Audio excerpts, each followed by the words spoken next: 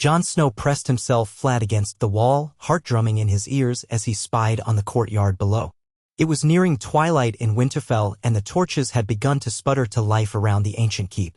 On most evenings, he would keep to the shadows in an effort to go unnoticed, even after years of dwelling in that grand and stony place.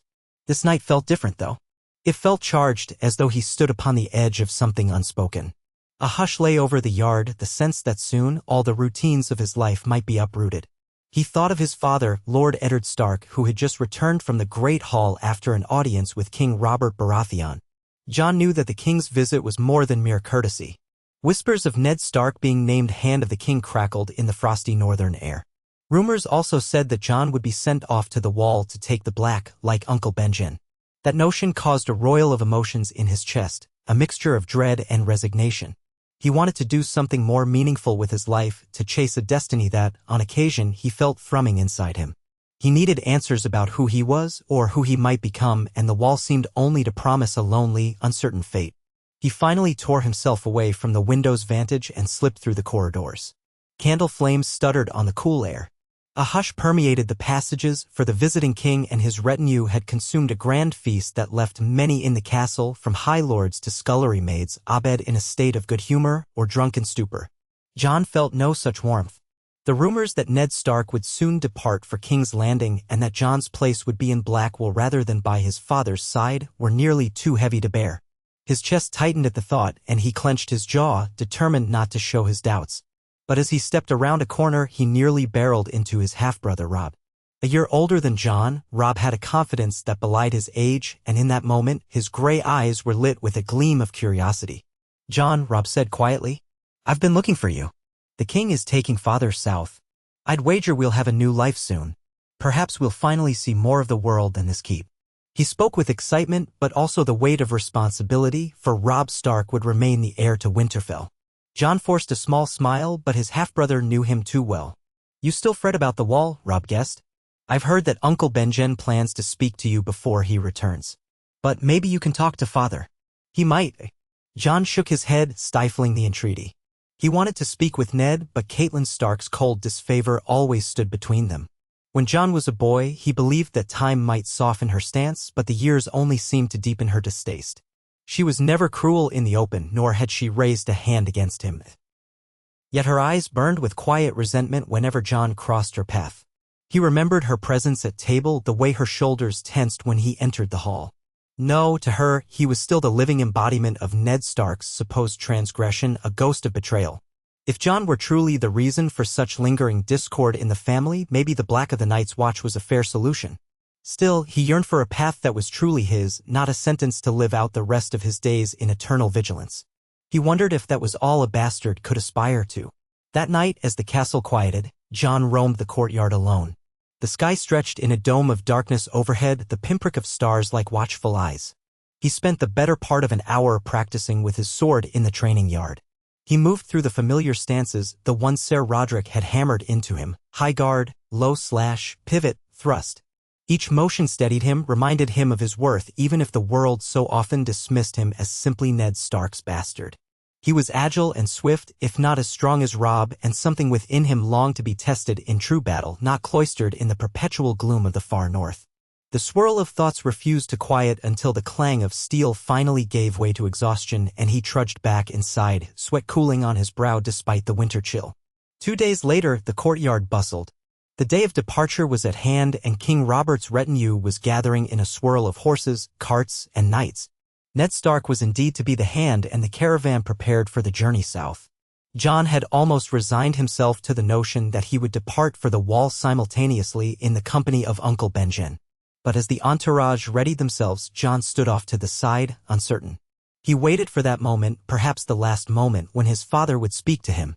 At last, he saw Ned approach from across the yard, expression thoughtful. "Jon," Ned said in his steady, measured tone, "Uncle Benjen intends to leave for the Wall within the fortnight. He believes you to be suited for the Black, that the Brotherhood needs men like you. Men of honor." Jon's heart pounded. He wanted to speak, to say how he longed for more than that. He swallowed and forced the question, "Father, do I have a choice?" Something flickered behind Ned's gray eyes, regret or perhaps sorrow. They had seldom discussed Jon's future so directly. "A choice?" Ned repeated softly. You always have a choice, my boy. I had intended, well, I had hoped you would choose the honorable path. But if your heart is set on another course, he broke off, glancing around as though he feared Catelyn might be near. Jon lowered his gaze. I can serve, he said. But I can serve you too. Perhaps, if I might accompany you to King's Landing, I could assist in 100 ways. Learn the ways of court. Find a place with your men. Is that not honorable as well?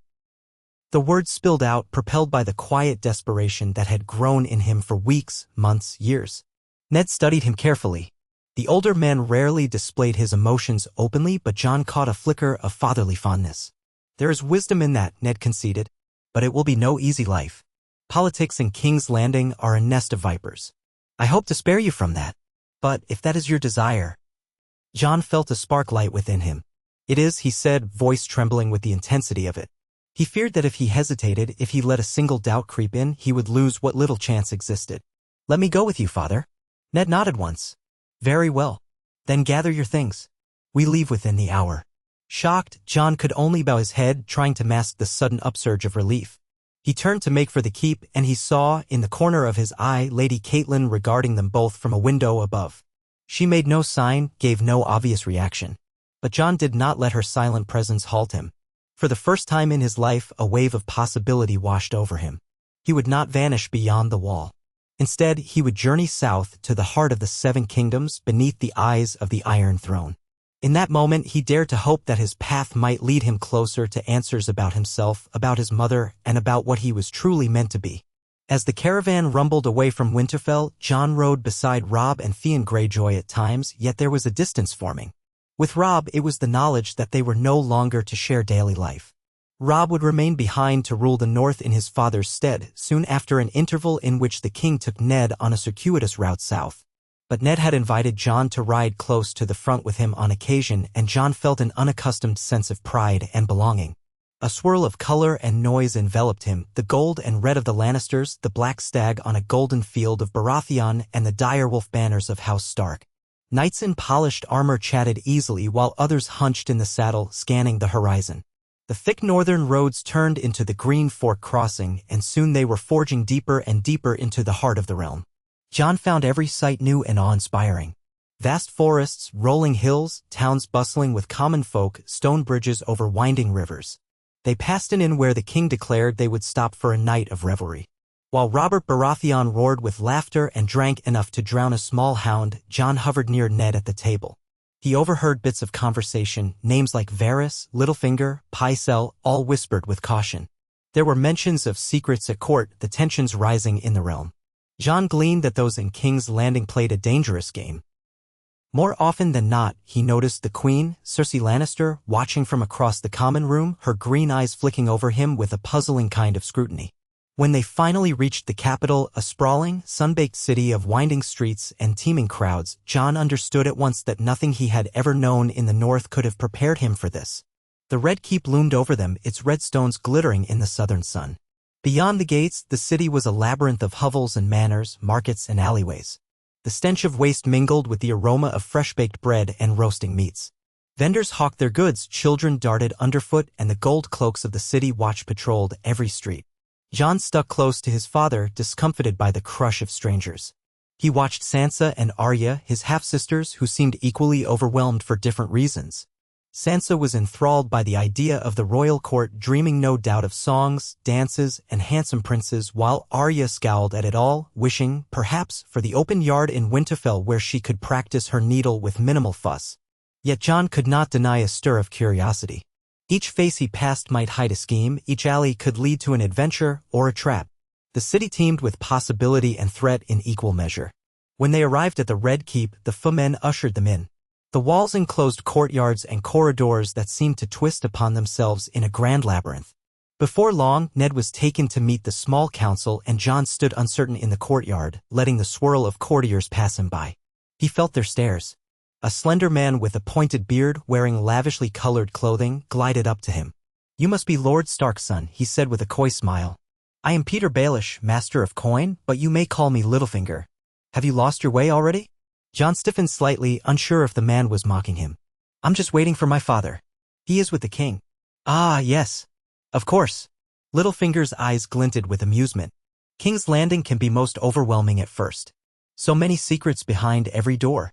You must watch your step, my young friend. Sometimes one misstep can lead to a rather nasty fall. He offered an exaggerated bow. Should you ever require guidance, I might be of help, for a small favor in return, of course.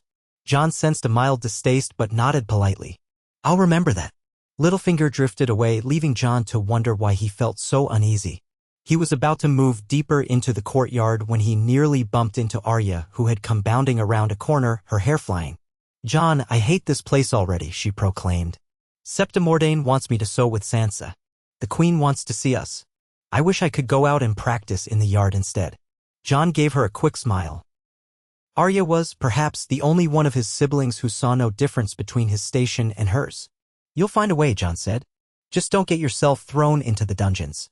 Arya grinned mischievously, and Jon felt warmth in his chest at how she could always lighten the mood. That evening, a lavish welcoming feast took place in the great hall of the Red Keep. Rows of tables groaned under trays of roasted boar, spiced duck, freshly caught fish from Blackwater Bay, and all manner of fruit. Musicians played a lively tune, while lords and ladies in glittering finery exchanged pleasantries and barbs in equal measure. Ned Stark, seated beside King Robert, looked uncomfortable with such pomp, but he bore it with quiet dignity. Sansa was dazzled, eyes wide at the knights in shining armor, particularly the handsome young Prince Joffrey. Arya slumped sullenly, casting furtive glances at the swords that hung on the hall's walls. Jon found a spot near the far end, reluctant to draw attention. It was at that moment that the Queen herself approached him. Queen Cersei, radiant in emerald silk that highlighted her golden hair, fixed Jon with a cool gaze. The North grows more interesting, she said sweetly. We have a new member of Lord Stark's brood among us. A bastard, I hear. Jon felt his cheeks heat, but he inclined his head respectfully. Yes, your grace. Her painted lips curved into something that might have been a smile or a sneer. One wonders what role you'll play here in the capital. A wolf from the frozen waste, set loose among the lions, be mindful, young Snow, or some lion may decide you look a tasty morsel.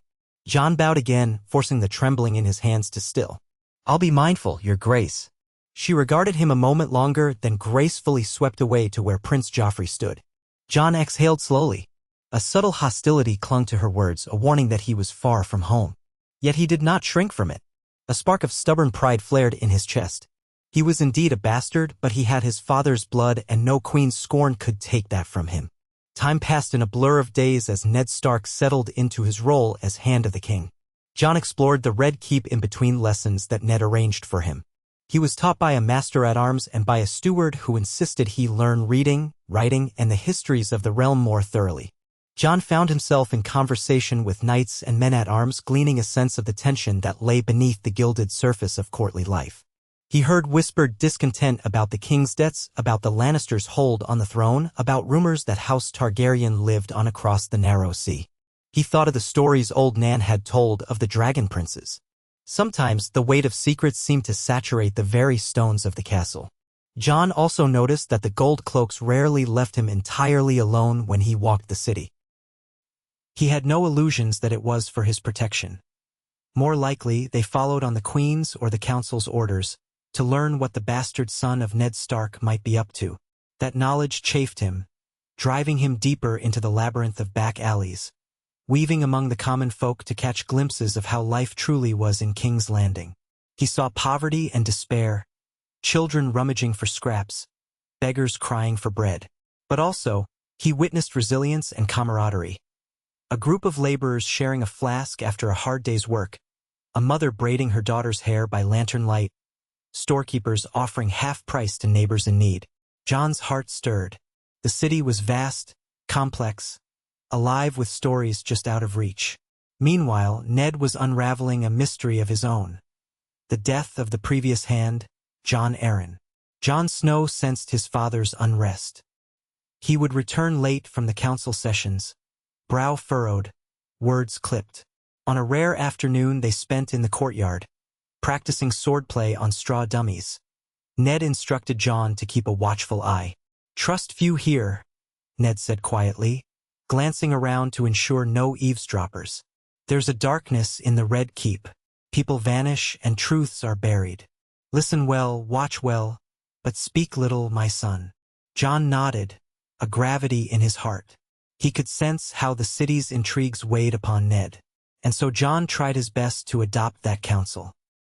He spent his days training, reading in the library, where Pycelle would occasionally saunter by, delivering condescending remarks, and gleaning rumors from the corridors. He discovered that the city whispered about the bastardy of the Baratheon children, though it was a whisper few dared speak openly. He heard that the dire wolves on the Stark banners were a cause of fear among the small folk, who called the northern men wolves in human skin. He learned that the Targaryen girl, Daenerys, had apparently married a Dothraki Khal across the sea, sparking the king's paranoid talk of assassins. Yet through all these swirling rumors, Jon could not escape his own longing for clarity about his parentage. Ned was kind and dutiful, but the question of Jon's mother remained an unspoken gulf between them. And if the rumors about the Lannister children's parentage were enough to incite trouble, Jon could only imagine the consequences if there was some hidden truth about him. This was not Winterfell after all. Here, knowledge was currency, secrets were knives, and bastards walked a precarious line. One day, a summons arrived for Jon. The king had decreed a tourney in honor of Ned Stark's appointment as Hand, and Ned wanted Jon to join him in the royal box for part of the festivities. Jon was reluctant. These events were often grand displays of wealth and vanity, but Ned insisted. "It will be good for you to observe how the realm sees its knights," Ned said, "and how the knights see the realm." So Jon found himself in the midst of the throng, the sun blazing down on the field, banners rippling in the wind. Trumpets blared and crowds roared as armored men on horseback charged with lances couched. The impact of splintering lances echoed across the grounds. Jon sat beside Sansa, who was aflutter with excitement. She pointed out Ser Loras Tyrell, the Knight of Flowers, resplendent in shining armor bedecked with a bright floral cloak. Nearby stood the Hound, Sandor Clegane, his burnt face as grim as any story told about him.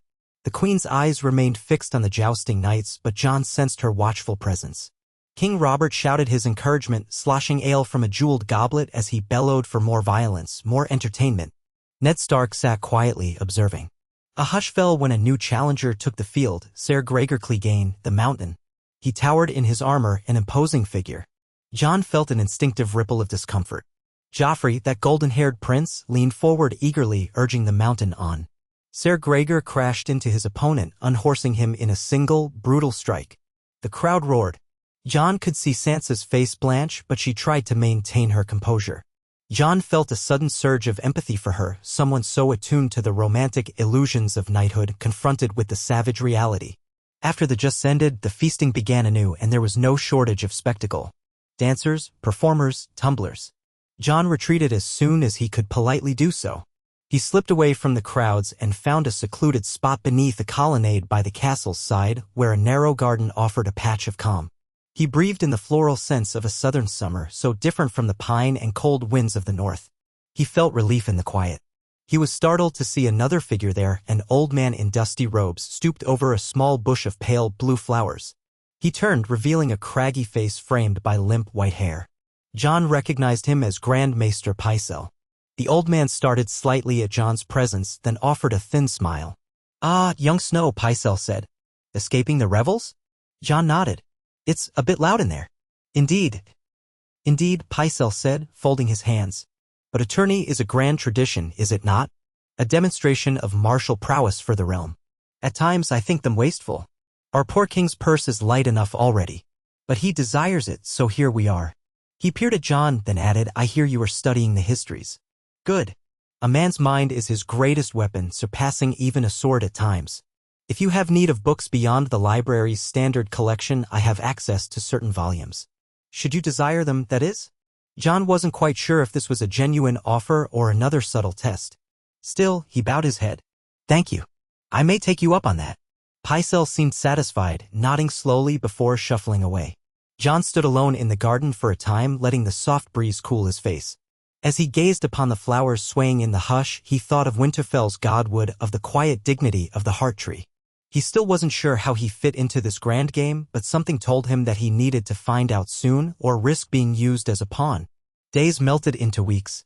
The oppressive heat of King's Landing weighed on Jon, who found small solace in the training yard, crossing swords with the likes of Jory Castle, who had come south with Lord Stark. Jory was patient, skillful, and quick to correct Jon's mistakes. Jon improved, though he missed the crisp air and open spaces of the north. Meanwhile, Ned grew increasingly subdued. He had discovered something about the heirs of King Robert. Jon did not know the full scope, only that Ned seemed troubled and that the Queen's watchers trailed them more closely. The king himself, so jovial in public, appeared harried in private, and his frustrations with his debts and Lannister influences spilled into open arguments with Ned. One stifling afternoon, Ned called Jon into his solar, where he sat behind a table strewn with parchments. The shutters were open to let in a meager breeze, but the room still felt claustrophobic. Ned looked up as Jon entered, gesturing for him to close the door. "You've been mindful, I trust?" Ned asked, voice taut. Jon nodded. "I've spoken little. I've heard some rumors, but nothing I dare repeat without proof." Ned sighed.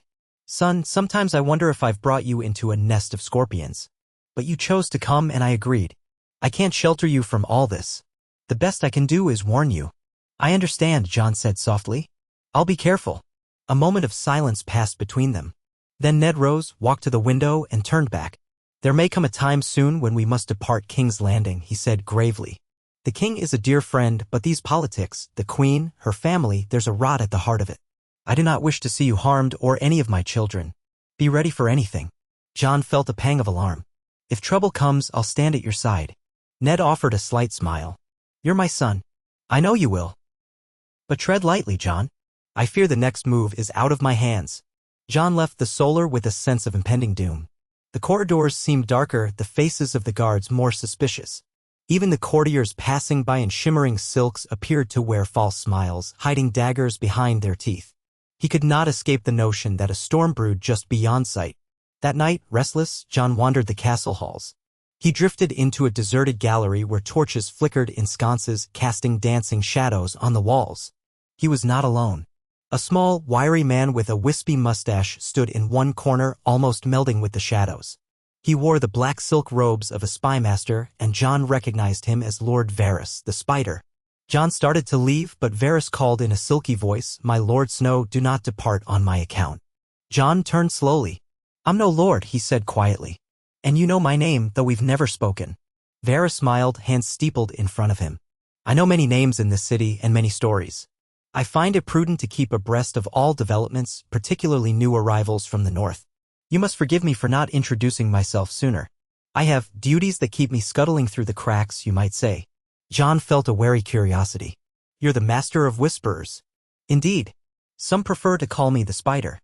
His gaze was inquisitive but not unkind. "I have heard that you handle a blade well enough. That your father listens to your counsel from time to time. If I might offer you a piece of advice, these walls have ears, but so do many outside them. Tread carefully in the city. And do not trust too easily." Jon hesitated. "Is there someone I should fear?" Varys spread his hands. "Everyone, my dear Snow. Everyone. Yet ironically, also no one. For in the Game of Thrones, each man and woman is both predator and prey, weaving webs of ambition. If you trust too easily, you may find yourself ensnared in a trap not of your making.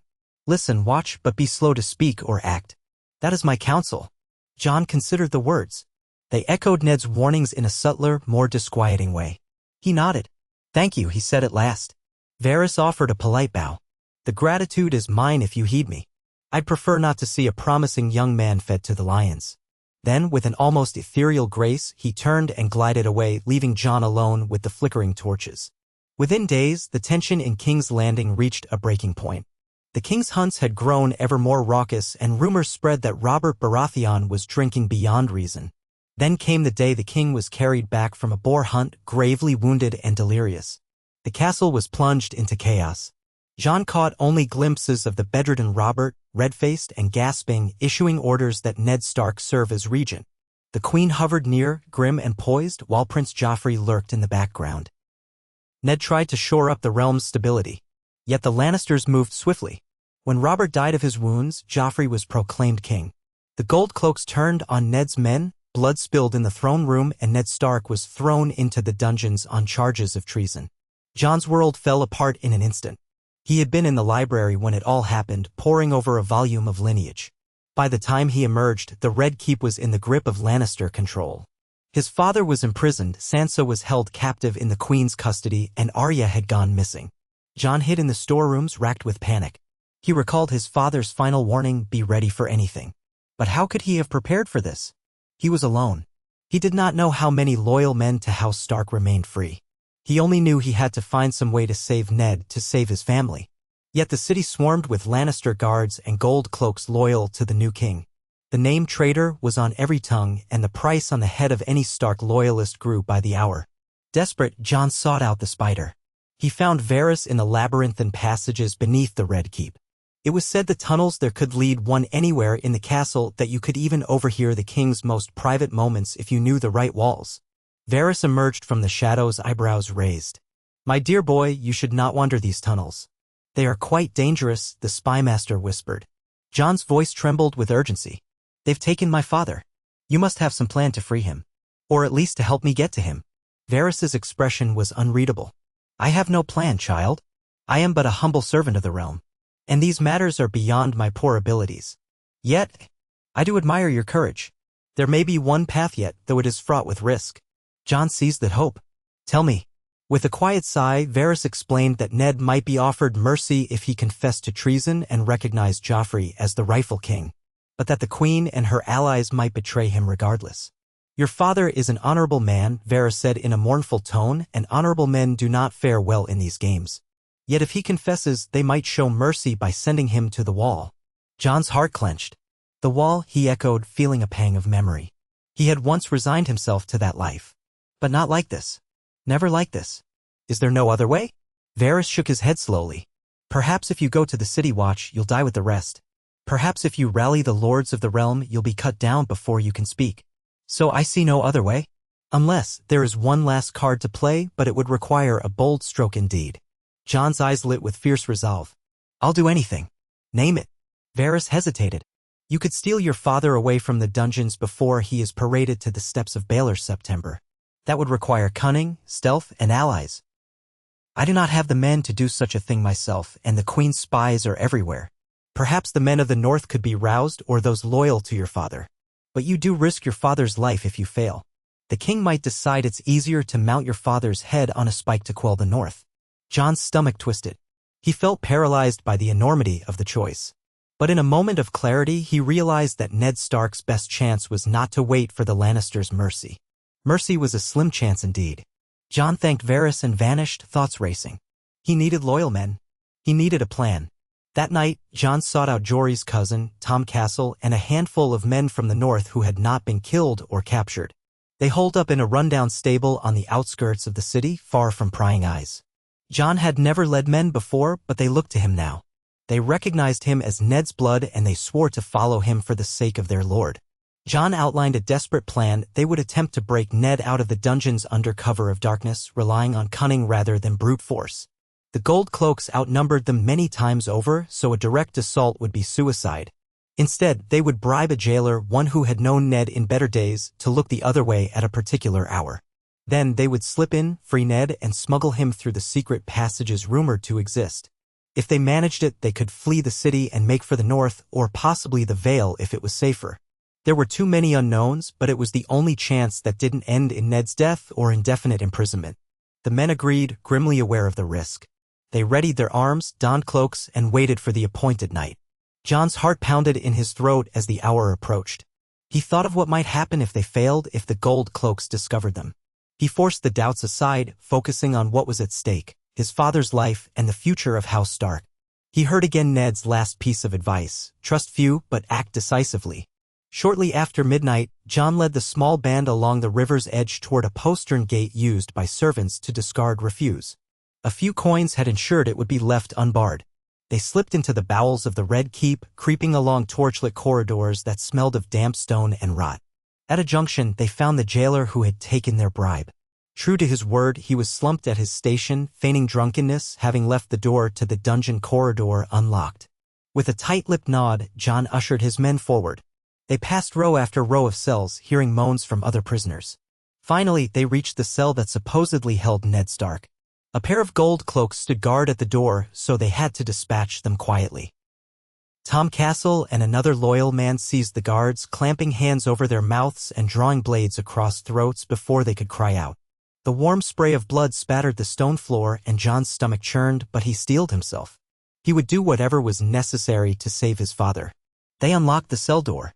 Inside, Ned Stark sat on a straw pallet, disheveled and weak-looking but alive. Relief crashed over Jon so powerfully that he nearly sagged to his knees. "Father," he whispered. Ned gazed at him through the gloom, eyes wide. "Jon, what have you done?" "We're getting you out," Jon replied, stepping forward to support Ned as he rose. The older man winced, favoring a bruised rib. "We have men and a path. I won't let them kill you." Ned shook his head as though trying to clear his thoughts. "Jon, this is treason, or close enough to it. They'll kill you too." Jon swallowed hard. "We have no choice." With the help of the northern men, Ned managed to walk. The group moved swiftly, eager to leave before any alarm was raised. Luck was with them for a time. They found little resistance in the deserted corridors.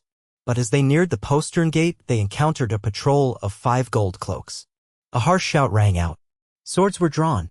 The clash of steel on steel erupted in the narrow corridor. Jon fought with a desperation that surprised even him. One of the gold cloaks lunged, and Jon parried, spinning aside to slash at the man's thigh. The guard staggered, letting out a cry. Another guard came at him from behind, forcing Jon to duck. Sparks flew as the guard's blade scraped stone. Jon pivoted, burying his steel in the man's side. He yanked his sword free in a rush of crimson. In the flickering torchlight, the scene was a swirl of men grappling, shouting, dying. Tom Castle was slashed across the arm, but he managed to stab his opponent in turn. When the final guard collapsed, silence reigned once more, broken only by ragged breathing and the drip of blood. They pushed on, no time to lament the fallen. Managing to reach the gate, they slipped out into the night. A handful of horses awaited them in the stable down the lane, along with a few loyal stable hands. Ned grunted as they heaved him into the saddle, but he did not protest. In grim, urgent silence, they spurred the horses, galloping through the slumbering city streets, weaving past shuttered shops and silent hovels. The moon cast a silver glow on the cobblestones. Behind them, the Red Keep was quiet for the moment, but they knew the alarm would be raised soon. At the city gates, they had no choice but to bribe or dispatch the guards. Gold changed hands swiftly, and the men on duty, likely loyal to coin rather than any king, permitted them passage. With hearts pounding, the fugitives fled into the blackness of the King's Road, pushing the horses hard, aiming to put as much distance between themselves and King's Landing as possible before dawn. Only when the sky lightened to a pale gray did they dare halt to rest the horses. Jon aided Ned off his mount. His father's face was pale, lined with pain. The men formed a wary circle. None knew precisely what to do next. On one side lay the Stormlands, where Renly Baratheon might or might not be an ally, on the other, the Riverlands, but House Tully was compromised by the fact that Catelyn was betrothed to Ned. Would her sister Lisa in the Vale offer refuge? The realm was in turmoil, and Ned, declared a traitor, had few safe havens. Jon sank to the ground, exhausted. The first rays of dawn glinted off the dew-streaked grass. He gazed at Ned, heart heavy with concern. "Father, can you ride further?" he asked softly. Ned inclined his head, swallowing. "I must. There's no other choice." He paused, then reached out to grip Jon's shoulder. "You saved my life, son. I don't know if that was the wise course or if we've only delayed the inevitable. But know that I'm proud of you." Jon felt tears sting his eyes, but he quickly blinked them away. "I won't let them take you again." Yet even as he spoke, he knew that the forces of House Lannister and the new King Joffrey would not rest. They would come for Ned, brand him a fugitive, a rebel. War might erupt. The roads would soon swarm with armed men. The unthinkable had happened. He had chosen a path that set him firmly against the crown. And all for the sake of saving his father. They rode north, hoping the distance would grant them time to plan. Word traveled faster than hooves, however. By the time they approached the Riverlands, they found the countryside already in disarray, with Lannister banners sighted near the borders and rumors that Tywin Lannister had marshaled an army. Frightened peasants fled their fields, speaking of raiders and burnt villages. Jon's group moved carefully, skirting main roads. They exchanged their house sigils for plain cloaks, hoping to pass unnoticed. More than once, they passed columns of soldiers. Jon's heart hammered with each near encounter, but each time they slipped away, trusting to darkness, luck, and their knowledge of lesser-known paths. At last, they drew near the twins, the crossing controlled by House Frey. It was a bottleneck on the Trident. If they hoped to reach the north, they would need Lord Walder Frey's permission to cross. Ned's jaw tightened at the thought. "Frey is known to keep his oaths, but only just," he remarked. "He'll sense our desperation. He'll demand concessions." They had no better option, though, so they approached the twins under cover of dusk. The fortress straddled the river, two squat towers connected by a stone bridge that gave the house its name.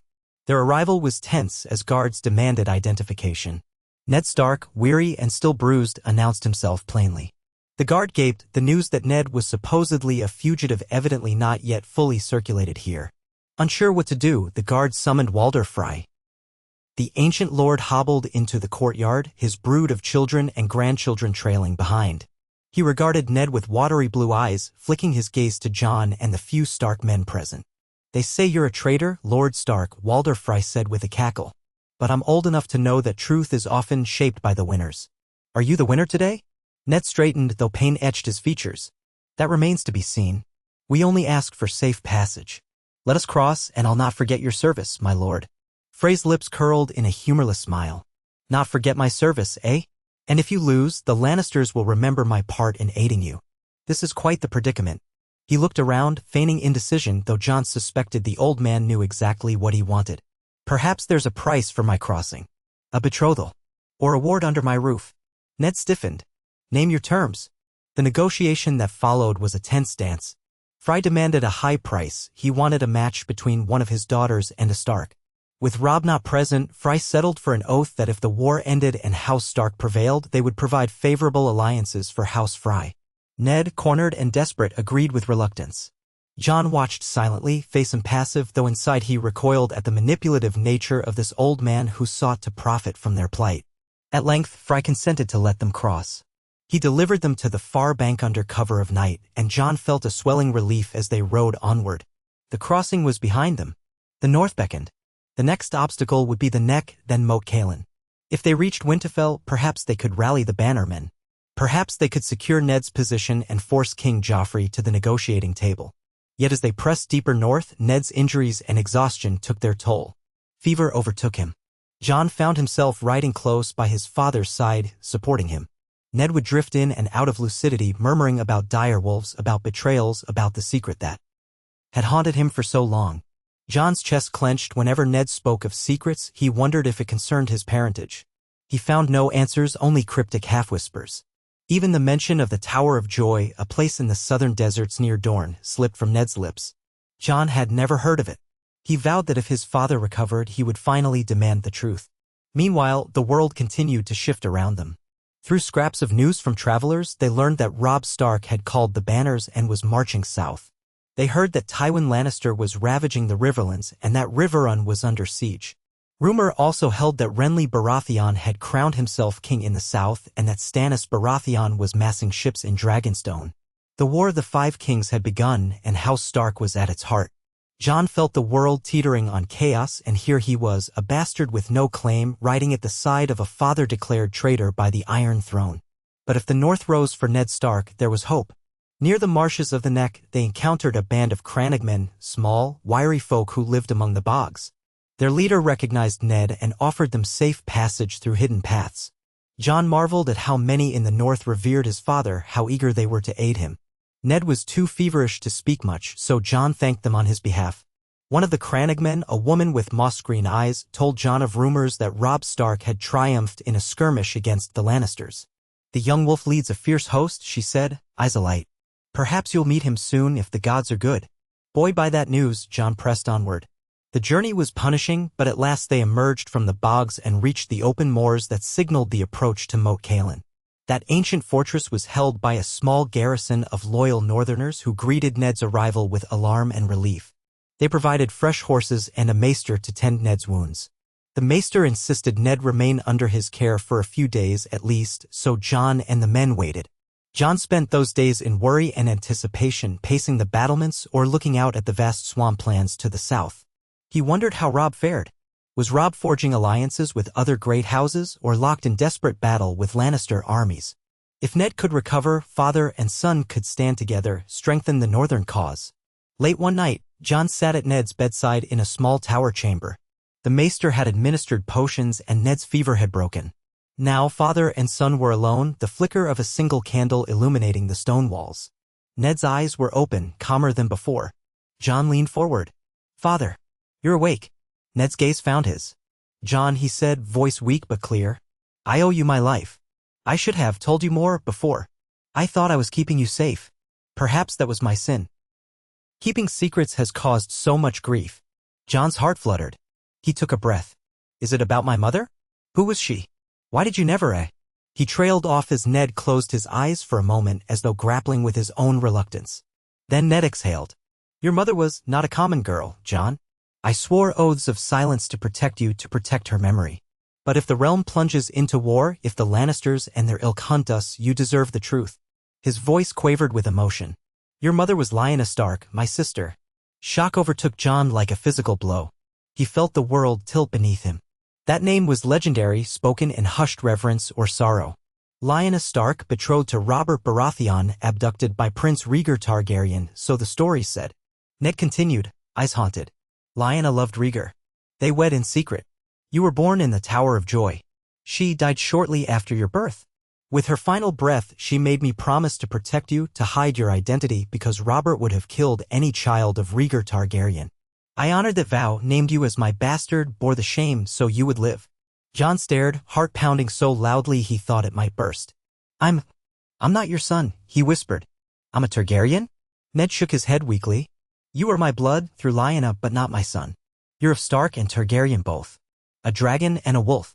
By rights, your claim to the throne is stronger than any Baratheons or Targaryen exiled across the sea. Jon's breath quickened. That can't be. I don't want a throne. I never did. Ned's eyes brimmed with sympathy. I know, Jon. And I'm sorry.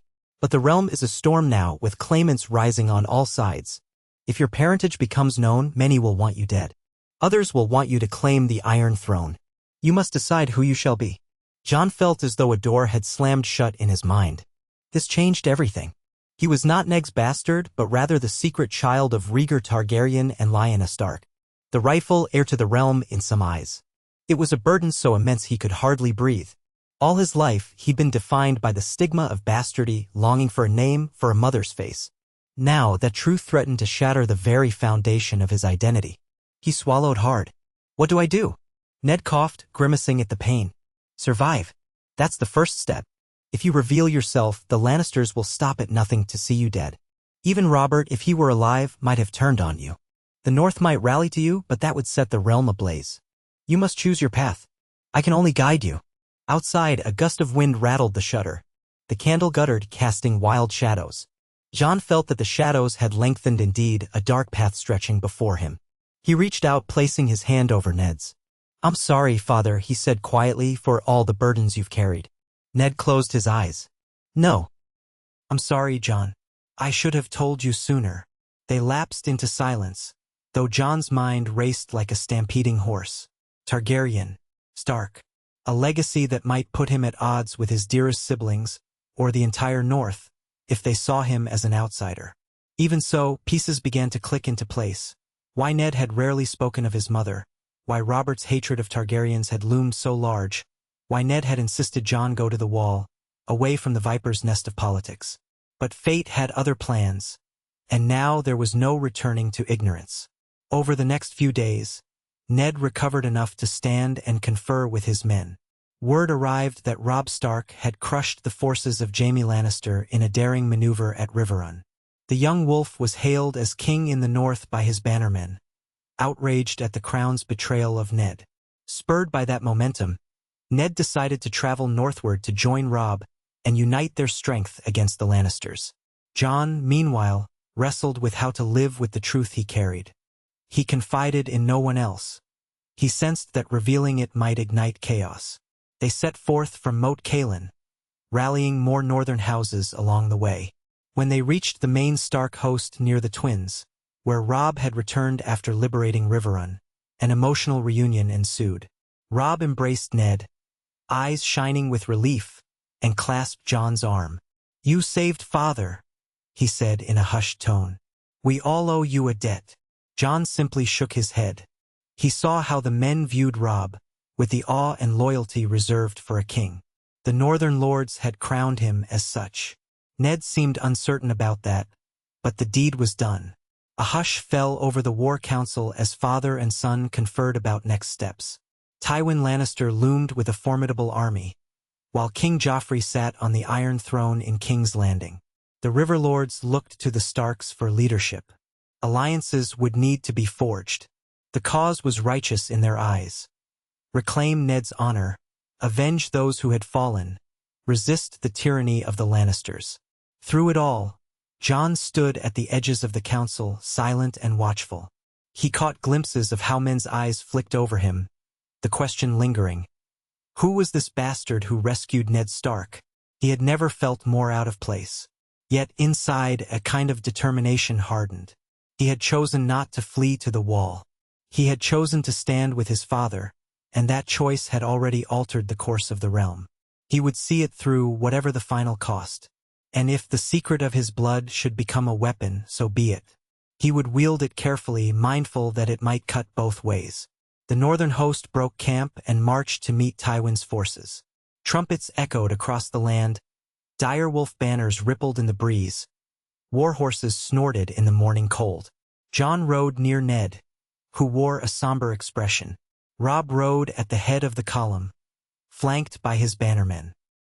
The men's spirits were high, for the young wolf had yet to taste defeat, but Ned and Jon knew well the horrors that awaited in open battle. Soon enough, they clashed with the Lannisters near the Red Fork. It was a pitched battle, fierce and bloody. Jon had fought skirmishes, but never a full-scale war. He tried to steady his nerves as horns blared and armies rushed at each other in a thunder of hooves and steel.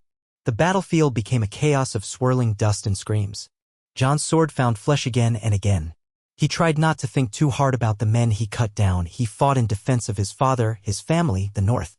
That purpose guided him through the carnage. He saw Robb in the thick of it, forging a path with Grey Wind, his dire wolf, snarling at his side. He saw Ned rallying a flank of men despite his injuries. The clangor of steel on steel, the roar of war cries, the pungent stench of blood all hammered at Jon's senses. At one point, a Lannister knight barreled at him with a fearsome downward slash. Jon barely deflected it, his arm jolted by the impact. He kicked out, unhorsing the knight, then finished him with a quick thrust. The man's death rattle echoed in Jon's ears. He shut out the guilt, forging on. Hours later, the sun set on a field strewn with bodies. Smoke drifted from patches of flame. Carrion crows circled overhead. The living scoured the field for survivors. Robb Stark stood victorious. Tywin's lines had broken, retreating to regroup. Casualties were heavy on both sides, but the North held the ground. Jon found Ned leaning against a fallen log, breathing hard. "Father," Jon called, kneeling beside him. "Are you hurt?" Ned shook his head, wiping blood from a cut on his brow. "Nothing serious. They'll rally, though. Tywin is cunning." This was not the final blow. In the days that followed, the Stark forces regrouped, caring for their wounded and preparing for further engagements. Letters flew across the realm, forging alliances, bartering for support. Jon noticed that even though many lords praised Robb, they also listened to Ned, and some regarded Jon with intrigue, particularly after they learned he had rescued Ned from the dungeons. Already, a quiet legend grew around the bastard of Winterfell who had braved King's Landing to save the Lord of the North. Jon paid little attention to the talk, focusing instead on the tasks at hand, patrolling, organizing supply lines, comforting men shaken by battle. One evening, as fires crackled in the encampment, Ned asked Jon to walk with him. They strolled through the lines of tents until they reached the edge of the camp where the land sloped down to a moonlit river. Ned gazed at the water's surface, face somber. "There will be more battles. More blood. Robb has proven himself a capable commander, but the realm is fracturing. Renly is crowned, Stannis is crowned, and even Balon Greyjoy might seek independence for the Iron Islands. We stand on the brink of a great cataclysm."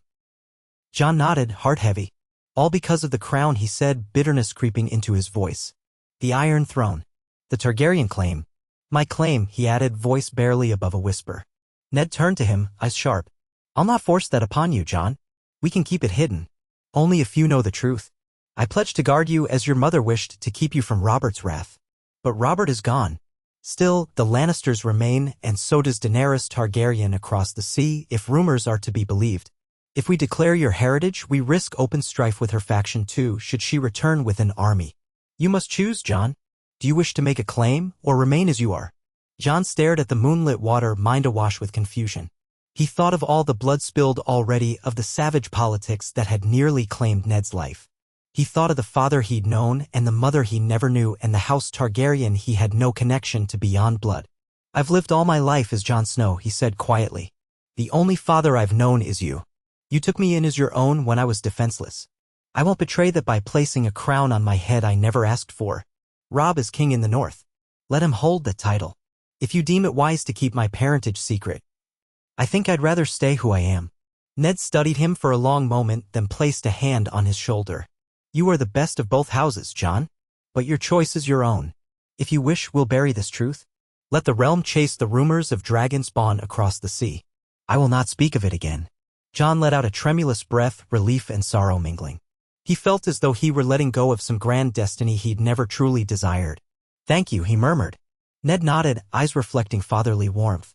"Come, let's return to the fires." They turned away from the river, walking side by side back to the glow of the encampment. Jon felt a weight lift, replaced by resolve. He had chosen a path. He might never wear a crown, never claim the throne that, by blood, could be his. But that was his decision. He would fight for the North, for House Stark, for the family that had raised him. That was where his loyalties lay, where his heart belonged. War would rage on, with more battles, betrayals, and alliances. The Lannisters would not rest until Ned Stark and Robb Stark were crushed. The Baratheon brothers warred amongst themselves, and the Targaryen princess gathered power in the east. Yet in the midst of it all stood Jon Snow, bastard of Winterfell, secret heir of fire and ice, who had dared to break the chains of fate. He would not join the Night's Watch. He would walk his own path, forging a new legend in the fires of conflict. Perhaps the realm would one day hail him as a hero or curse him as a traitor. Perhaps his heritage would be revealed in time, reshaping loyalties. But for now he belonged with the wolves of the north, determined to fight for the man he had always called father and for the family he had always called his own. If the snows fell and the white winds blew, he would face them with a sword in hand and a wolf's courage in his heart, forging a future all his own. The moon rose over the encampment with a pale, watchful glow reflecting on the river that edged the Stark army's position. Men huddled around scattered fires, nursing wounds or oiling their swords in readiness for another day of war. The scent of charred wood and drying blood hung heavy in the air. Jon Snow passed between the flickering circles of light, nodding to the guards who recognized him. They would sometimes whisper, "The bastard who saved the Lord of Winterfell," or they would simply salute him and murmur his name with equal measures of curiosity and respect. He found himself drawn to the tent where Robb Stark conferred with the bannermen who had declared him king in the north. It was a large, weather-worn structure of thick canvas, guarded by two men wearing the dire wolf sigil. Jon paused outside, uncertainty gripping him. He did not always know his place now. He was neither a simple soldier nor quite a lord, but the presence that his father, Ned Stark, had granted him and the tale of how Jon had rescued him ensured that highborn and common alike acknowledged Jon's importance. Yet he still felt the old instinct to hang back. He was a bastard, or so everyone believed, and this war, with all its talk of kings and fealties, reminded him how precarious his standing remained. But he also carried another truth in his heart now. He was no true bastard, but the son of Lyanna Stark and Rhaegar Targaryen, rightful heir to two great houses. That secret roiled within him like a caged dragon. He had chosen to keep it hidden. He had chosen loyalty to Ned, loyalty to Robb, loyalty to the North. Still, the weight of it pressed on him in quiet moments, as though some part of him wondered whether he was denying a destiny that might save or ruin the realm. He stiffened his spine and pushed aside the tent flap. Inside, the atmosphere was thick with tension. Robb stood over a map laid on a sturdy trestle table. By his side were Great Jon Umber, a hulking figure, Roose Bolton, pale and composed, and others from the north and Riverlands: Rickard Karstark, the black-bearded Blackwood, the bald Helmund Tallheart, and the bristly-faced Galbart Glover. They all looked up as Jon entered. Robb's expression softened with a flicker of relief. "Jon," he said, his voice lifting above the murmurs. "I'm glad you're here. Father wanted you to hear the latest news too." Ned Stark stood in a corner, leaning against a wooden post for support. He was still healing from the wounds and illness that had plagued him since the escape from King's Landing. Though pale, he appeared steadily stronger each day, his resolve unbroken. He inclined his head at Jon. "Come. Hear what the scouts bring us," he said quietly. Jon stepped closer, resting a hand lightly on the table's edge. His gaze swept the map, marked with carved wooden tokens denoting troop movements. Each piece told a story of maneuvers and alliances, some shattered, some newly formed. "What is the word?" he asked in a subdued tone. Great Jon Umber growled, "The lions aren't done. Tywin Lannister has pulled back from the Red Fork, but he gathers strength at Harrenhal. Word is he's waiting for reinforcements from the west. His bannermen, the likes of the Marbrands and the Leffords, are moving to join him. If we linger here too long, we could see a force near twice our size." A hush settled in the tent. Robb pressed his lips together thoughtfully, glancing at the figurine that represented Harrenhal. So we strike before Tywin unites his forces? Or do we hold, fortify, and see if the Lannisters advance? Roose Bolton's voice slid through the silence like a blade through cloth. Advancing on Harrenhal is a dangerous move. The castle is a fortress built to withstand dragonfire itself. And if we do not take it swiftly, Tywin will bleed us in a siege. Rickard Karstark crossed his arms. We can't sit idle while they consolidate. The Lannisters are cunning, but we've the momentum now. If we act quickly, we might catch them scattered. A murmur spread among the men, each weighing the possibility of a daring strike. Jon's attention flickered to Ned. He studied his father's face, trying to glean whether Ned favored a bold stroke or a cautious approach. Ned's eyes rested on the map. He did not speak right away. Instead, he turned to Robb as if to see how his son, newly crowned king in the north, would decide. Robb exhaled slowly, the weight of command clear in the set of his shoulders. "Father," he said, "you faced Tywin Lannister in the field. You know his mind better than I. Will he remain behind Harrenhal's walls, or does he prefer to meet us in open battle?" Ned's hand brushed the bandage that peeked from beneath his leather jerkin, a reminder of his captivity. His voice was measured. "Tywin has pride. But he's also a seasoned war leader. If he sees an advantage in open battle, he'll take it. If not, he'll remain in Harrenhal long enough to gather his bannermen. I suspect he'll choose the moment that best suits him. The advantage we hold is that he doesn't know precisely where we'll strike, or if the Vale might yet come to our side." At the mention of the Vale, some lords muttered. Jon knew well that Ned's sister-in-law, Lisa Arryn, had sequestered herself behind the Aerys' impregnable heights, refusing to commit troops to any cause. If she could be convinced to join, her knights could tip the scales significantly. But she remained frustratingly aloof. Bolton cleared his throat. "We have other concerns. Word has come from Riverrun that Edmure Tully must defend his lands from raiding parties. The Lannisters ravage the countryside. They strike quickly and vanish, avoiding any pitched battle. We risk losing the faith of the small folk if we cannot protect them." Robb nodded gravely. "Protecting them is part of why we fight. We'll need to divide our forces carefully, though. I won't weaken us so badly that Tywin can smash our main host." Jon broke his silence. "What if you send a portion of our host to relieve the villages under attack while another portion marches toward Harrenhal? If Tywin thinks we're threatening him directly, he may recall his raiders to bulk up his ranks. It might force him into a defensive posture." Robb considered, and the lords looked thoughtful. Great Jon Umber let out a rough chuckle. "Use the threat of an assault to keep the lions pinned while our men shield the small folk. Not a bad plan." Bolton inclined his head in a small gesture of agreement. "It may buy us time to see if Lisa Arryn can be swayed, or if any of the Baratheon pretenders might consider an alliance." Ned's gaze found Jon's, a subtle warmth in his eyes. "We'll need cunning and speed, and we must be sure that the men we send to defend the Riverlands are capable of quick movement themselves. We cannot let them be trapped and destroyed in detail." Robb took a breath. "I'll lead the force that strikes toward Harrenhal. Father, if you're well enough, you might head toward Riverrun to coordinate defenses along with Lord Bolton or Lord Karstark. And I'd want you, Jon, wherever Father goes." For a moment, Ned's jaw tightened. He was used to leading, not simply serving as an adjunct. But he also recognized Robb's authority. He clasped Robb's forearm. "As you wish. I'll do all I can to safeguard those lands. But be careful if you march on Harrenhal. Even the bravest army can falter against those blackened walls." Robb nodded, and the meeting concluded with the lords finalizing details of troop distribution and supply lines. Jon lingered until the last men trickled out. He helped Robb fold the map, and for a few moments they were alone with Ned. The wind picked up outside, rustling the tense canvas. Robb exhaled, rubbing the back of his neck. "Sometimes I feel as though I'm stumbling in the dark. I never wanted a crown. I was a boy, Jon. We both were. Now I'm expected to beat Tywin Lannister in a war." Jon felt an ache of empathy. "You're leading well, Robb," he said quietly. "The men believe in you.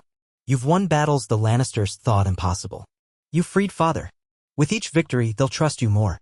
Ned nodded. "Your brother's right. Keep your wits and your sense of honor. That will see you through." Robb's lips flickered in a small, grateful smile. Then he embraced Ned briefly, mindful of his father's wounds. He clapped Jon's shoulder. "We'll gather at dawn to prepare for the march. Get some rest, you look half dead from exhaustion." Jon gave a rueful nod. "Aye. You take your own advice." When he emerged into the night air, he found it cooler than before. The fires in the camp seemed fewer now, some men having turned in for what remained of the night. Jon passed among the tents, taking in the subdued quiet. Now that the battle lines were drawn and new orders given, the tension was more contained, but it still pulsed like an undercurrent through every conversation, every glance. War tested every man's resolve, from the highest lord to the simplest page. He reached the tent he shared with a few trusted Stark men who had survived King's Landing. Tom Castle greeted him with a faint smile. Tom's arm still bore a scar from the night they freed Ned from the dungeons. He was fiddling with a dagger near the tent's entrance, more to keep his hands busy than from any immediate threat. "All well, John?" Tom asked quietly. John nodded, letting the tent flap fall closed behind him. "We move at dawn. Father to Riverrun, Rob toward Harrenhal. How's the arm?" Tom shrugged. "Still stiff in the morning, but I'll keep pace with you. You can't leave me behind." He tried a playful grin, though there was an undertone of seriousness. None of the men wanted to be parted from Ned Stark's party after all they had endured. John clapped him on the shoulder. "I'd never leave you behind. Get some sleep." He settled onto his own cot. It was simple, his bedding a thin blanket folded over coarse straw, but he'd grown used to the rough accommodations of a campaign. He found his eyes drifting shut almost immediately. In his half-dreams, he saw glimpses of a tower bathed in sunlight, heard the echo of a woman's voice whispering his name, and felt the presence of a dragon looming somewhere beyond his vision. Morning arrived sooner than he expected. The stir of the camp roused him, men hauling crates, horses stamping, the clank of steel being loaded. John gulped down a quick meal of hard bread and ale, then went to check on his father. He found Ned in conversation with Roose Bolton, who was to accompany Ned along with a detachment of men. A few minutes later, Rob rode up on a tall, chestnut-colored stallion.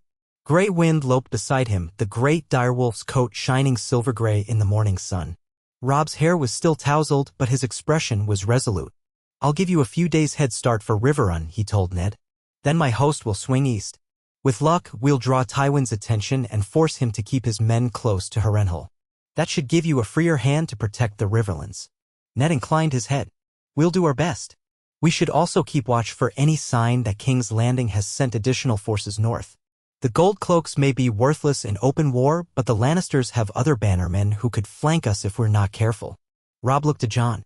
"Keep father safe." The tone was half jest, half earnest. John straightened in the saddle of his own mount. "I will," he said, feeling a swell of pride. "And you watch yourself, your grace." Rob's cheeks colored slightly at the title, which still felt strange to him, then he nodded. With a final embrace of his father and a clap on John's arm, he turned to lead the main contingent away. Trumpets sounded, and the swirling mass of men and banners parted. Rob's dire wolf padded along at his side, occasionally pausing to sniff at the ground. They formed into columns, steel-tipped pikes glinting, horses snorting as they trudged onward. John watched them go until they disappeared behind a line of trees.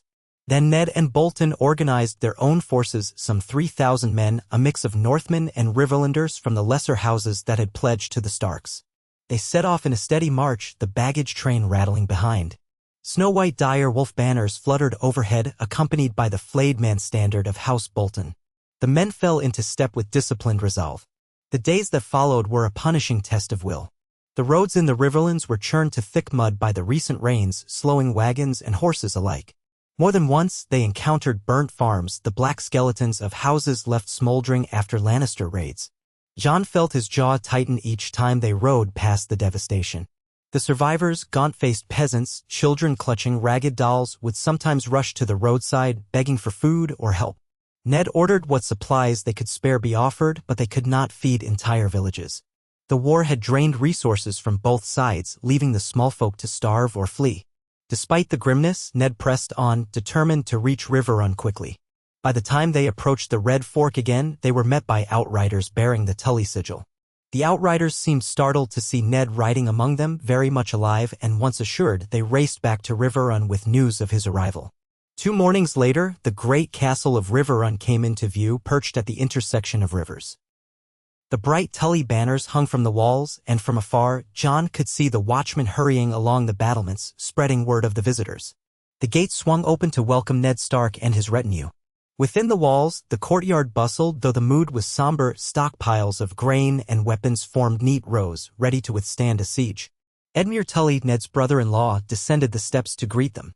His broad face was lined with worry, but he managed a smile. "Lord Stark, thank the gods you're safe. We heard so many rumors of your imprisonment, even your death." Ned dismounted, grimacing slightly at the stiffness in his side. "Rumors can be deadly. But I'm well enough now. How fares Riverrun? Edmure shook his head. We fend off small Lannister incursions every week. Scouts and outriders test our defenses. Thankfully, your son, the king in the north, has kept Tywin's main forces at bay, but Tywin's raiders slipped through. They've burned out half the farmland to the east.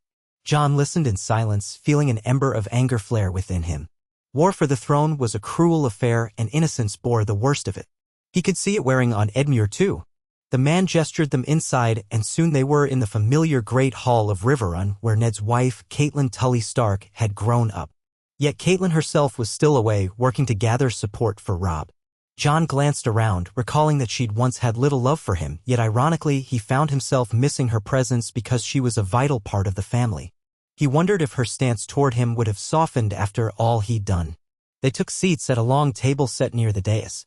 Servants brought simple fare stews, brown bread, watered wine, for rationing was in effect everywhere. Ned spoke of his plan to fortify the key crossings, to coordinate outrider patrols, and to push back the raiding parties. Roose Bolton listened, occasionally interjecting with suggestions for luring the enemy into traps. Edmure, desperate for relief, readily agreed to anything that might spare his people further suffering. Before the meeting ended, Ned pulled Jon aside. I want you to assist in leading a contingent of scouts, he said quietly. Find where the Lannisters are massing these raiders. Disrupt them if you can. Tom Castle and some of our best outriders will go with you. It's a vital task. If we let these raids continue unchecked, Riverrun can't last through harvest. Jon felt a jolt. Lead scouts? But I've never commanded more than a handful of men. Ned's voice was firm. You're capable. You've shown it. Besides, you know how to move unseen. You've been doing that all your life. A ghost of a smile touched his lips. I trust you, Jon. Jon swallowed, a mix of pride and anxiety welling up. I'll do my best. Ned clapped his shoulder. That's all I ask. The next day, as dawn broke, Jon assembled 36 riders on the western bank of the Red Fork. Their mission, scour the countryside, root out Lannister outriders and raiders, and send word back if they encountered anything too large to handle. They donned mail and boiled leather, carried swords and shortbows, and packed light provisions so they could move fast. Tom Castle rode at Jon's side, as did a handful of Northmen who had followed Jon since King's Landing. Jon could sense their loyalty and their unspoken expectation that he would lead them well. He guided them into a loose formation heading west along winding dirt paths. They passed farmland in various states of ruin, burned barns, trampled fields. Sometimes they found fresh graves marked with rough wooden stakes. Sometimes they found no graves at all, just bodies left to rot. Jon forced himself not to look away. War had grown to be a constant presence, an ugly beast devouring the land. Perhaps it always had been this way south of the Neck, but it was a bitter revelation all the same. On the second evening, they made camp in a small copse of trees. Jon and Tom crouched by a trickling stream, consulting a rough map by moonlight. They had spotted signs of a larger force, hoof prints, churned mud, a half-eaten meal left behind by riders. They can't be far, Tom muttered, running a finger over the map. Perhaps a day's ride at most. Jon nodded, looking around at the dim shapes of the scouts resting by the low-burning fire. We'll ride at first light. If they're close, we'll find them. They slept in fits, each taking a turn at watch. At dawn, they rode out again, the crisp morning air stinging their cheeks. Not an hour passed before they came upon a trodden path that cut through a stretch of low hills. The tracks were fresh, the mud still moist from recent rains. Jon ordered the company to dismount and proceed on foot to avoid making noise. They crept over the first ridge, crouching among tall grasses. Jon peered through a stand of scraggly trees. There, below, a group of at least 50 riders in Lannister colors was camped in a shallow hollow, the smoke of their cooking fires rising into the chill air. Warhorses snorted, scraping at the ground. The men looked rough, some wore the lion's sigil, but others seemed more like sellswords or bandits in partial armor. Jon's stomach twisted. If these were the ones who had been burning homesteads, they would do worse if left unchecked. Tom joined Jon's side, squinting at the enemy camp. A bigger group than ours, but not unbeatable if we have surprise. Jon nodded, assessing the terrain. The hollow sat in a bowl-shaped area with ridges on 3 sides. They're complacent. They likely believe no one can strike them here.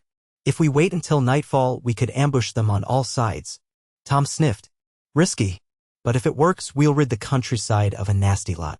If it goes wrong, we'll die in the dark. Jon's mind raced. He recalled the instructions from Ned: find them, disrupt them, but don't throw your life away in the process. They could try to lure the group into a disadvantageous position, or they could strike here and now. Another thought struck him. If any of these men had knowledge of further Lannister plans, capturing a few might yield intelligence. But to capture them, he had to break them first. He glanced back at the men behind him, arrayed among the grass. Each face looked to him, awaiting guidance. "We'll strike tonight," Jon said at last, his voice steadier than he felt. "We'll move in 3 small groups. Tom, you'll take 10 on the right ridge. I'll take 10 on the left. The rest circle around to seal off their escape from behind. Once it's fully dark, we loose arrows into their camp, then charge while they're in disarray. Keep an eye on any that try to flee." The riders nodded, muttering agreement. They were outnumbered, but the advantage of surprise and high ground was theirs. They made a silent retreat to prepare. The day crawled by, tension coiling in Jon's gut as they waited. He tried to maintain calm, checking bowstrings, distributing extra arrows. Each man knew his place. As twilight bled into deep night, they slipped into position. The Lannisters below had settled in for another evening, confident that no foe threatened them here. In the hush, Jon motioned for the first wave of arrows. Bows bent, strings creaked, and a flurry of feathered shafts soared into the camp. Shouts rang out as men scrambled from their bedrolls. Some struck before they could even stand. Horses panicked, whinnying and kicking. Jon signaled again, loosing more arrows. Then, with a shout, he led his group plunging down the slope. Steel flashed in the moonlight, the impact of men upon men echoing across the hollow. Jon's sword found a Lannister soldier who lurched forward, half-armored. He parried the wild swing, then plunged his blade into the man's torso. Another foe raced at him with a spear. Jon ducked, slashing at the man's exposed legs. Around him, chaos reigned.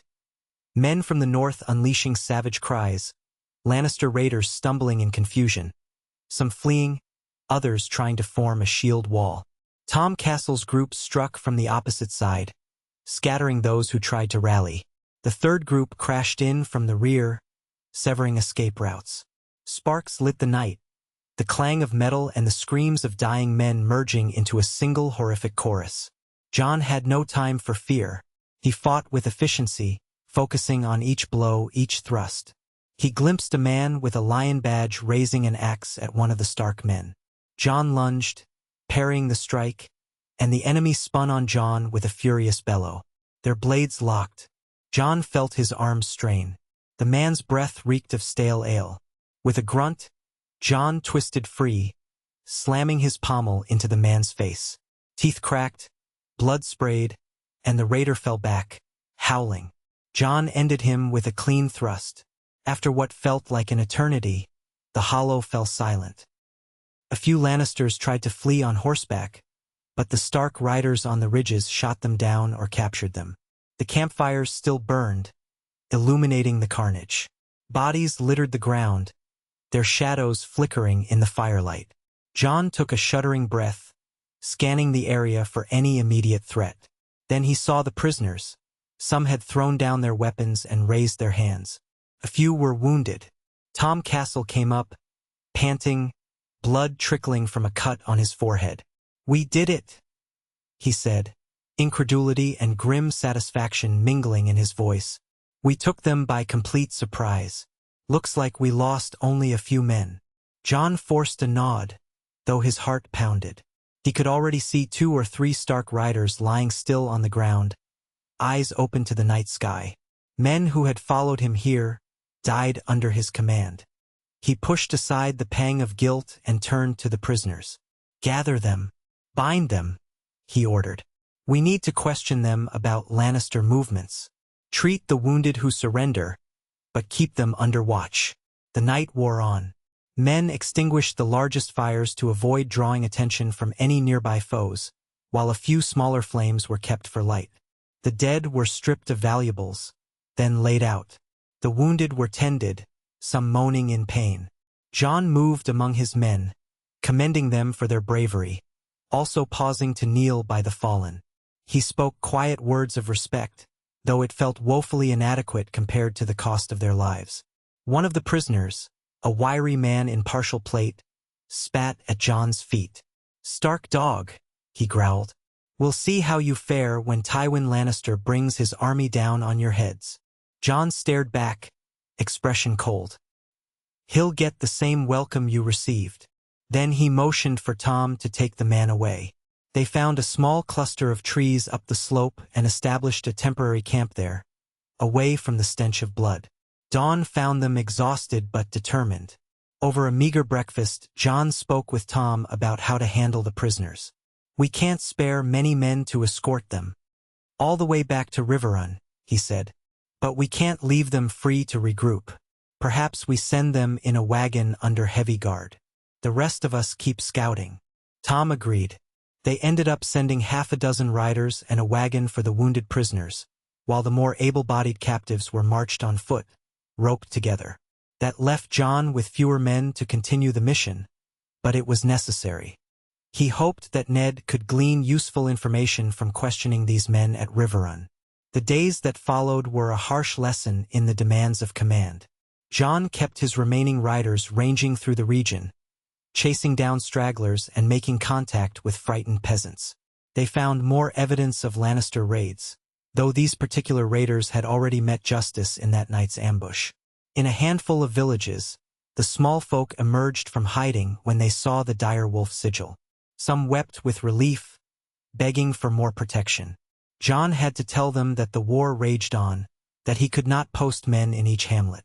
Still, he tried to reassure them that House Stark was not abandoning the Riverlands. Word reached them that Robb had moved swiftly along the eastern roads and was skirmishing with Lannister scouts near Harrenhal, preventing Tywin from sending large raiding parties westward. That gave Jon a small glimmer of hope. The plan was working, at least for now. Eventually, having swept a wide arc through the threatened countryside, Jon and his men made their way back to Riverrun. They arrived to find the atmosphere in the castle somewhat improved. Roose Bolton greeted Jon in the courtyard, saying that Lord Stark was well pleased with how the raids had diminished. The captured prisoners had provided useful, if limited, intelligence about Tywin's dispositions. Jon dismounted, wincing at the stiffness in his shoulders. He asked after Ned at once. Bolton's pale eyes flickered. "He's in the Solar with Lord Edmure. No doubt he'll be eager to hear your report." Jon hurried inside, passing the great hall where men-at-arms lounged in relative calm, sharing jugs of ale.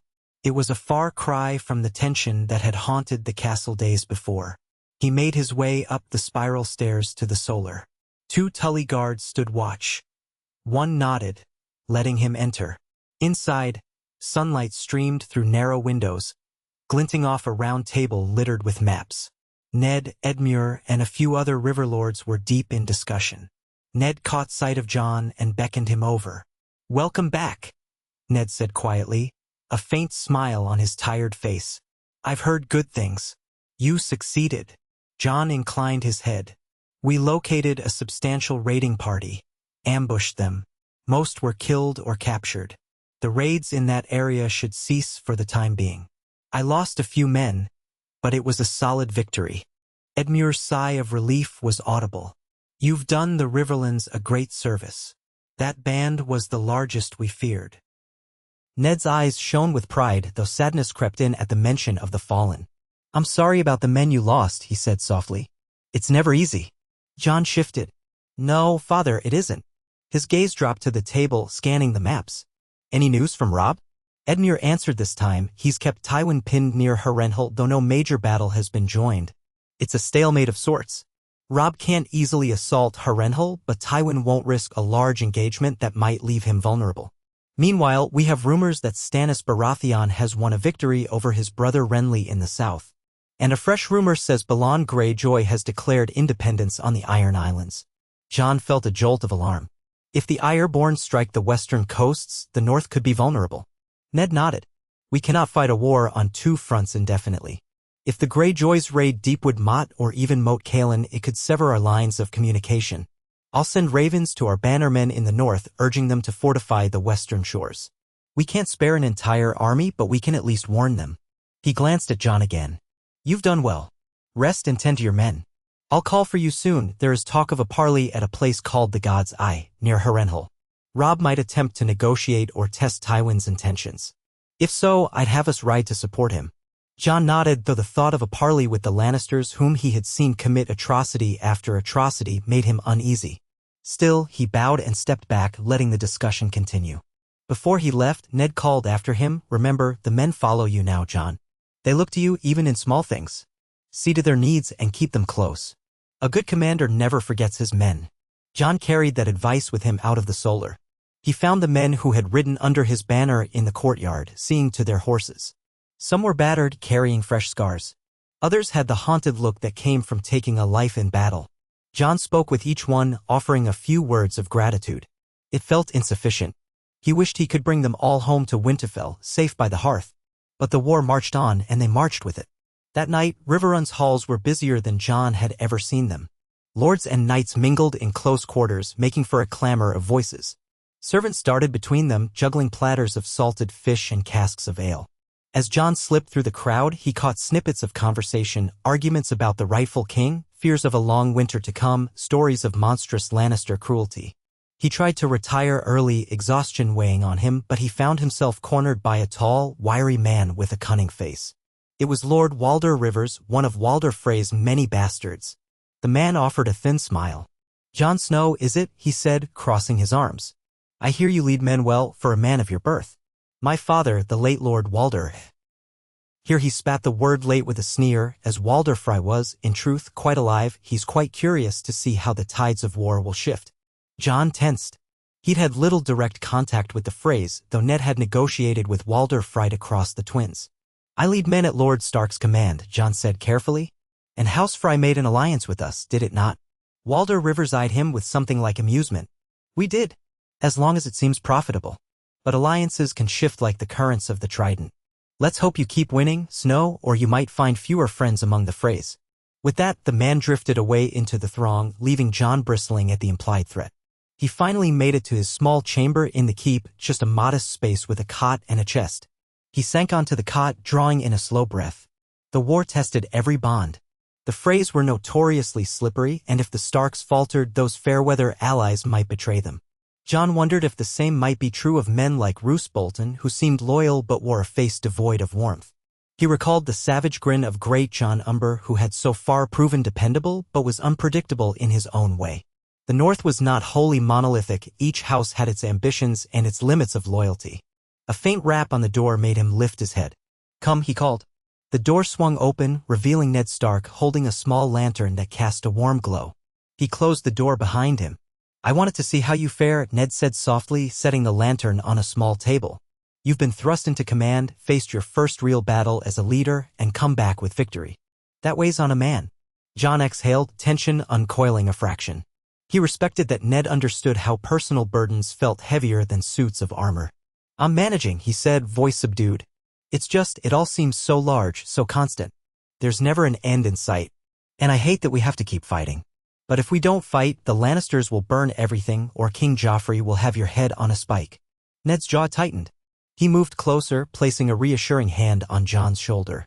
"I never wanted any of this either, Jon. Robert's rebellion was supposed to bring peace, but the seeds of the next war were planted even then. My father and brother died under the Mad King.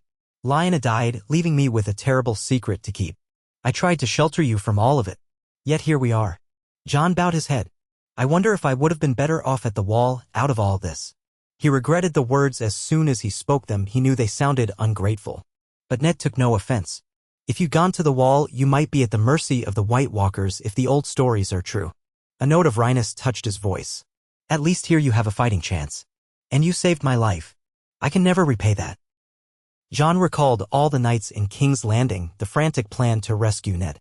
That single choice, begging to accompany his father south, had changed everything. If he'd gone to the wall, Ned might have been executed. The realm would be a darker place for it. "I'm glad you're alive," Jon said simply. Ned's eyes glistened and he nodded. After a pause, he spoke again, more softly. "About your mother, Lyanna, I think about telling you more, but I fear it would burden you even greater. Yet you deserve to know her in whatever small ways I can show you." He pulled something from inside his tunic, a small folded scrap of cloth. Carefully, he opened it, revealing a faded bit of pale blue ribbon. Lyanna wore this in her hair the day she was crowned Queen of Love and Beauty at Harrenhal all those years ago. When Rhaegar placed that wreath of winter roses on her lap, she told me after that she felt both terrified and exhilarated. She was bold and willful, my sister. A wolf at heart.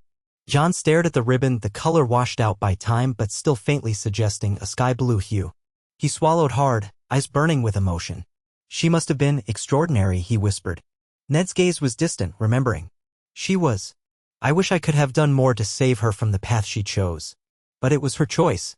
She loved Rhaegar for all that the realm believed he'd abducted her. They wed in secret. And you were born. She never saw you grow, but she loved you fiercely. She made me swear to protect you at all costs. Jon felt tears threaten. He cleared his throat, glancing at the lamp's glow.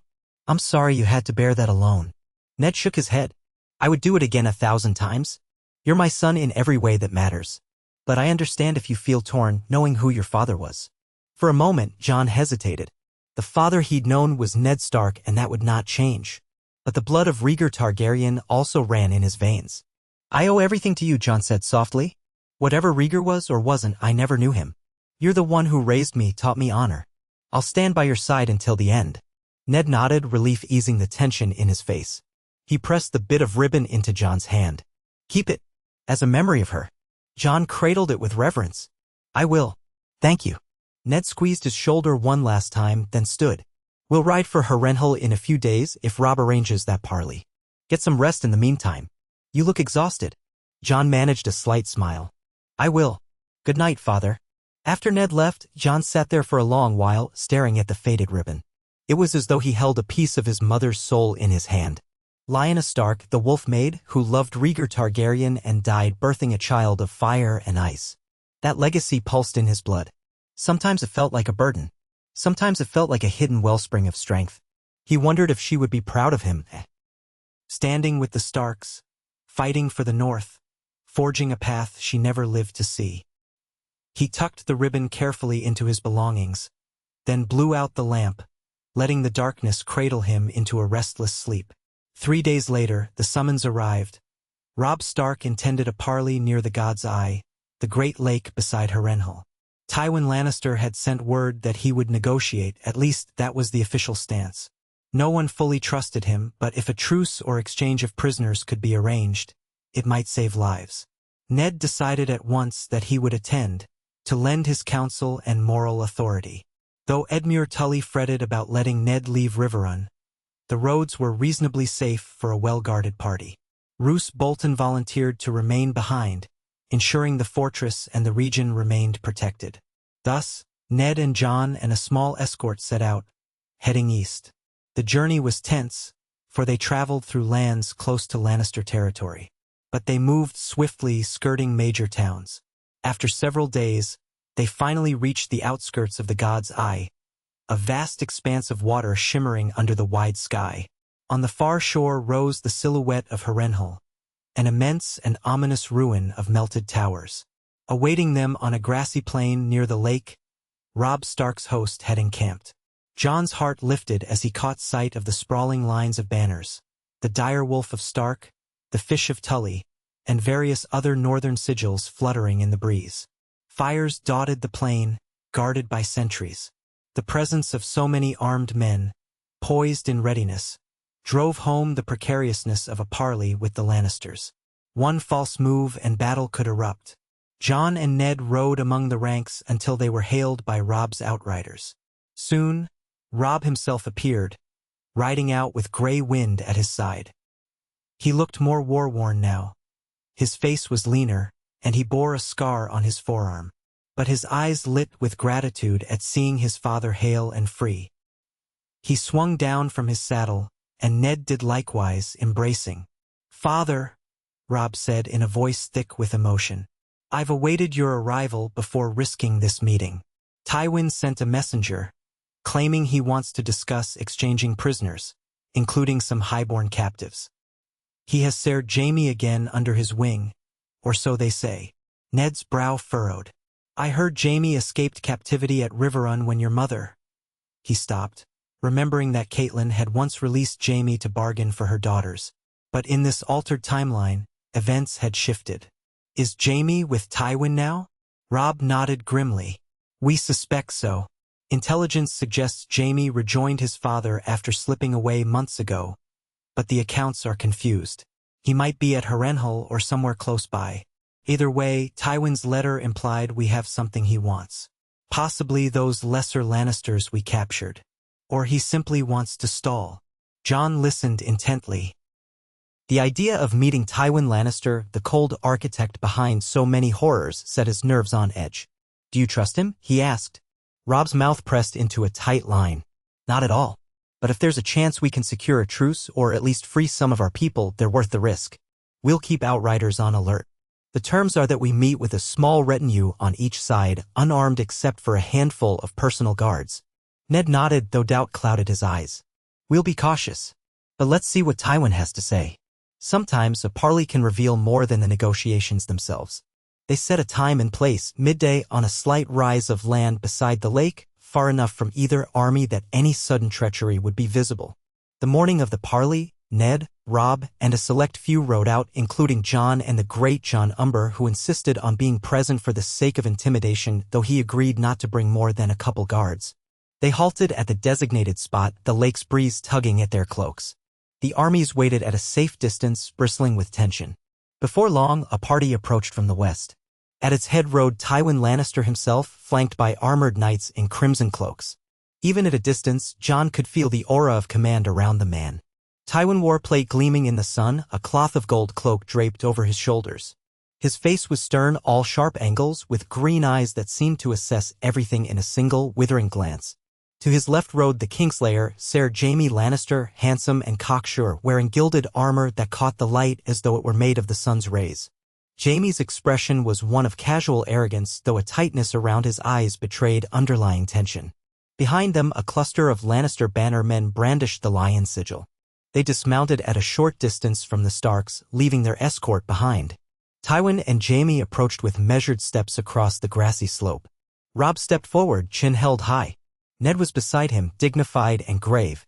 Jon hung back slightly, hands at his sides, forcing himself to remain calm in the presence of the man who had orchestrated so much suffering. Tywin's gaze flicked across them. "So, the king in the north," he said, voice low and resonant, addressing Robb. "And the traitor, Lord Stark, risen from the grave. It seems rumors of your death were exaggerated."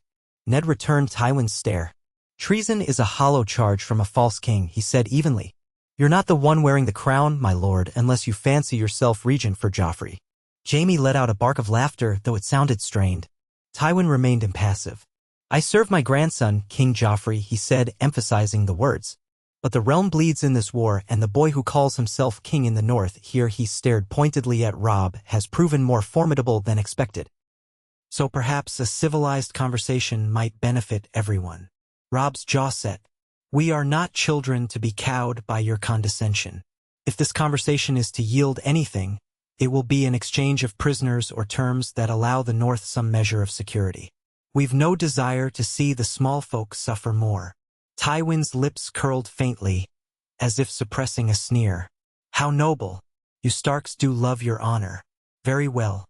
I propose a straightforward trade. You release any Lannisters of rank you hold.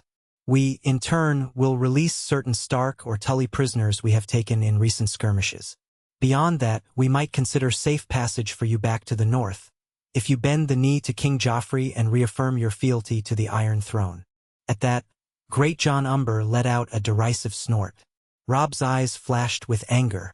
"If you believe we marched all this way to bend the knee to the monster who called for my father's head, you're a fool." Jaime stepped in, raising a hand as though to quell the rising tension. "We could skip the insults, at least. This is a parley. What is it you want, boy, aside from an impossible dream of independence?" Ned's voice cut across. "We want peace, but that cannot mean subjugation under a king who betrays and executes those who serve him faithfully. My life was forfeit in King's Landing for telling the truth of Joffrey's parentage." He paused, letting that barb hang in the air. Tywin's eyes narrowed slightly. If the Lannisters truly want peace, perhaps Joffrey should step aside in favor of a better ruler. Jaime barked a bitter laugh. "Listen to yourselves. You speak of dethroning my nephew in a parley? Why should we not call you rebels and hang you on the spot?" Robb stiffened. Because you'd lose half your men trying. Tension mounted. Tywin's expression grew stonier. It was clear the gap between them was vast. Jon, watching from behind, thought that no real agreement would come of this. Still, perhaps they might at least secure a lesser exchange of prison. RS. Tywin turned slightly, scanning the group until his gaze fell on Jon. For a moment, their eyes locked. Jon felt a shiver as though Tywin's mind rifled through the stories, how Jon Snow had rescued Ned from the dungeons, how he'd fought in the war. Tywin's face betrayed no emotion, but something calculating flickered there. That must be the bastard, he said at last, as if Jon weren't standing close enough to hear. The resourceful one. You've made quite a name for yourself, boy. Jon willed himself not to react. I've only fought for my family, he said simply. Tywin gave a small nod as though acknowledging something. Then he returned his attention to Robb and Ned. I see little point in prolonging this. If you want the North unspoiled by my armies, withdraw your claim as king, bend the knee, and we'll let you rule as Lord of Winterfell under the crown. Robb's anger smoldered. We've not suffered 1,000 deaths for the right to call ourselves vassals again. Then the war continues, Jaime interjected. His gaze slid to Ned. Unless you have a cunning plan to dethrone Joffrey. But I suppose that would involve acknowledging Stannis or Renly or whomever fancies himself next in line. Have you heard the rumors that Daenerys Targaryen rides dragons across the narrow sea? Perhaps you back her claim. He laughed again, a jeering sound. But Jon felt his throat tighten at the mention of Daenerys Targaryen. Ned's eyes flicked fleetingly to Jon, then away. The moment passed so quickly Jon doubted anyone else saw it. Tywin's patience seemed to wane. He gestured dismissively. We propose an exchange of captives, certain lords for certain Lannister kin. The rest is up to you. Continue your rebellion if you wish. We'll crush it in time. The men turned to Robb. Ned murmured, better to save who we can. We can continue the fight, but each life freed is a victory. Robb conceded with a curt nod. Very well. We'll trade the Lannisters we hold for our own. But know this, Tywin, the North will never submit to Joffrey's rule. Tywin shrugged slightly as though unimpressed. Then I suppose I'll see you on the battlefield. Good day, my lords. He turned and strode back toward his mount, Jaime lingering a moment to cast a sardonic grin at Jon. Then the Kingslayer followed suit. The two parties withdrew, the tension thick enough to choke a man. Robb let out a shaky breath. Well, we've settled one matter. I'll arrange the prisoner exchange. It's better than nothing. Ned placed a reassuring hand on his shoulder. Aye. And we've confirmed that Tywin won't back down. We'll have to outmaneuver him. Let's return to the camp before someone decides to launch an arrow. As they rode back, Jon couldn't shake the unease that clung to him. The war would grind on, leaving no side truly victorious. The Lannisters had resources, cunning, and the backing of the Iron Throne. The North had determination, loyalty, and a righteous cause. But righteousness alone did not feed armies. Winter was coming, and the realm's chaos only deepened. Back at Robb's main tent, the lords convened to discuss the outcome. Great Jon Umber complained that they'd wasted time, but Ned pointed out that any rescue of captured allies was worth the effort.